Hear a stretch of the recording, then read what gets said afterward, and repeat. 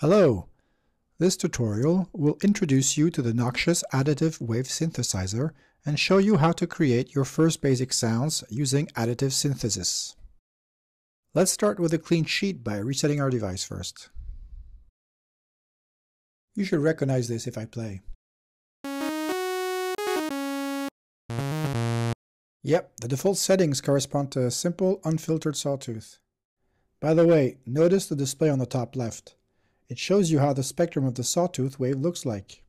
Just right next to it, on the center right, are what makes Noxious so special. 5 modifiers, A, B, C, D, and E, let you tweak or modify this spectrum. Any change in the spectrum directly affects the sound you will hear. For instance, if we activate one modifier and keep it to its default type, level equalizer, we can boost the level of certain parts of the spectrum. We can change the position of this effect in regards to high or low frequency by changing the center of the modifier. But we can also determine the frequency extent of the modifier by tweaking the spread parameter. This has the same effect as the Q parameter on a traditional equalizer. Finally, the fall-off parameter defines how brutal, or soft, is the transition on both sides of the modifier spread.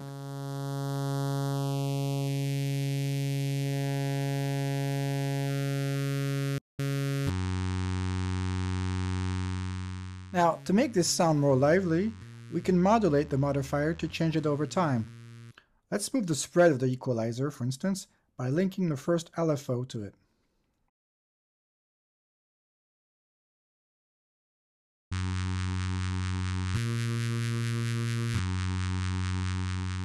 It's not a killer sound yet, but it does sound less boring.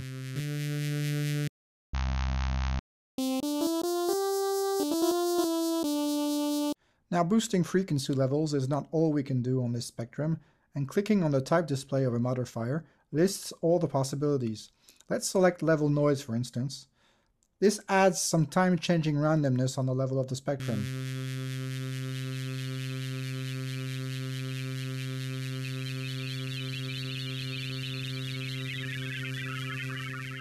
Each modifier has at most 2 particular parameters, P1 and P2.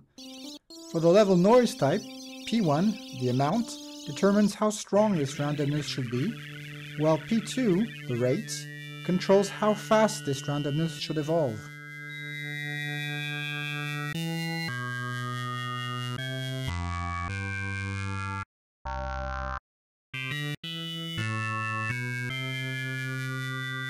By default, the center and spread of a modifier follow the pitch of the note you are playing, so that the resulting wave stays the same across all the keyboard.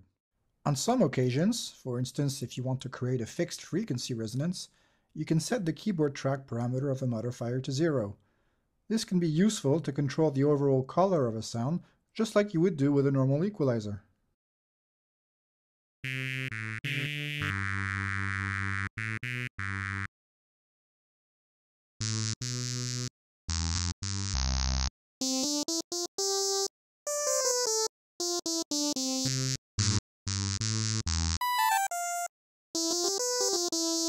By doing this on a number of equalizers, you can start creating formant-like resonances or instrument bodies.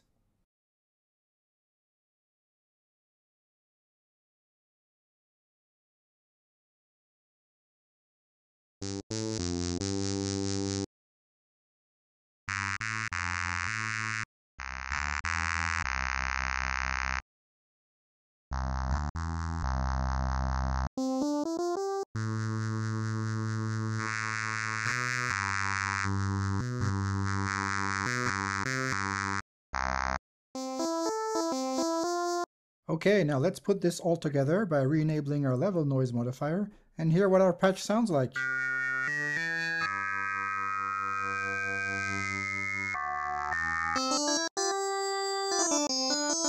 Of course, you can always change the waveform type to start with a completely different initial spectrum.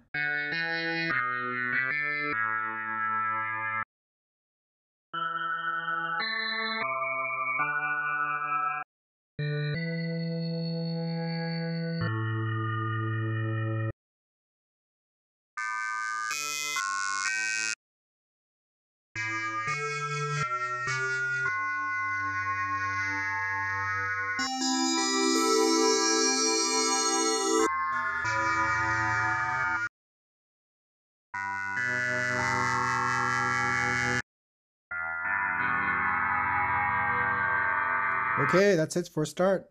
See you next time for some more complicated stuff.